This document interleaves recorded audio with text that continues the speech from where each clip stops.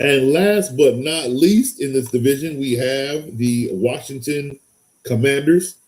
Um, Again, it's going to be a tight race in this division. So I have two teams going 8-9. They won't all both go 8-9. One of them, I think, will win 9 or 10 wins. And I have two teams, the other two teams, Washington and Cowboys, going 10-7, which one of those teams will most likely win 11 wins to win the division. Again, a tight race in this division. What I like about it is prior to the schedules coming out, I had Dallas and Washington fighting for first place. Whoever doesn't win is most likely going to fall to fourth or third place, depending on what the other teams do.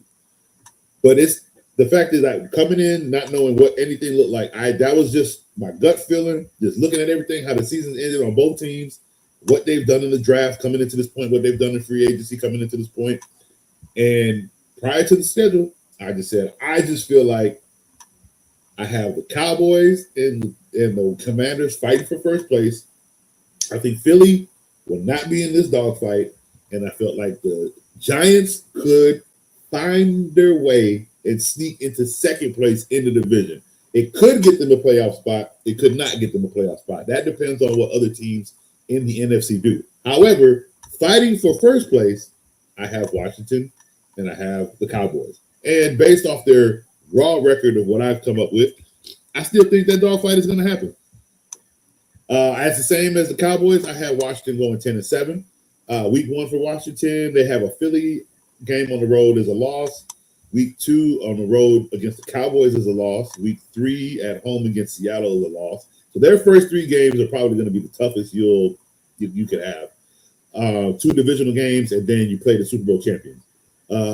Week 4 overseas against Indianapolis is a win. That's a good way for them to get on their feet. They're going to start 0-3, but to start 0-3 doesn't mean your season is over. It just means you're having a rocky start, and let's get it together. We got a lot of games to still play.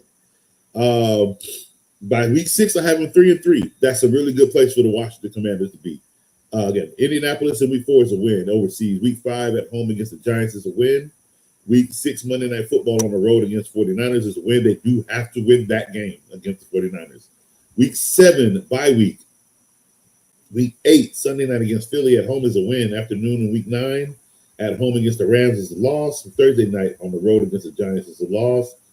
They might have to steal that game against the Giants.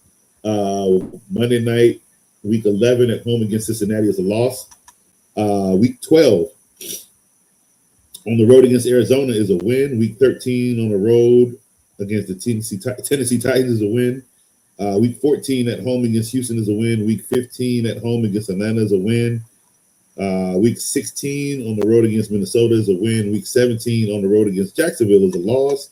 And week 18 at home against the Dallas Cowboys, which they do have to win, is a win. So I have 10-7 for the Washington Commanders, 6-3 at home, 4-4 on the road, 3-3 for the division. They have 4 primetime games, and I got them going 2-2 in primetime. So again, this divisional race is going to be tight between New York, Philly, Dallas, and Washington. Again, I don't think Philly is going to make a lot of noise this year, but again, they still have enough. I haven't gone 8-9, but they still have enough on the team to win 10 games. So again, they will make this a fight, and it's going to be a fight all the way through. We're going to look at Philly in the first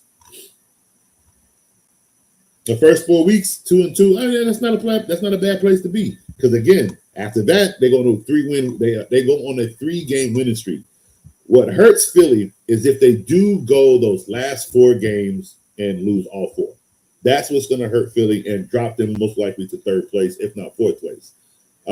So they have to win at least 1 to 2 of those last 4 games, or steal a game from the Rams or the.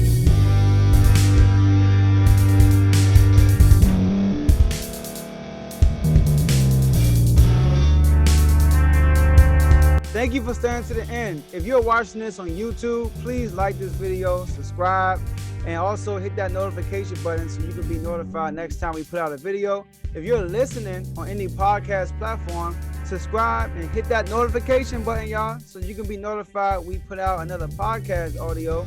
And last but not least, hit that share button. No matter what you're listening to or watching it, hit that share button and send it to somebody that you know that would love to watch this episode you just listened to. So once again, thank you for staying to the end, and we'll see y'all in the next episode.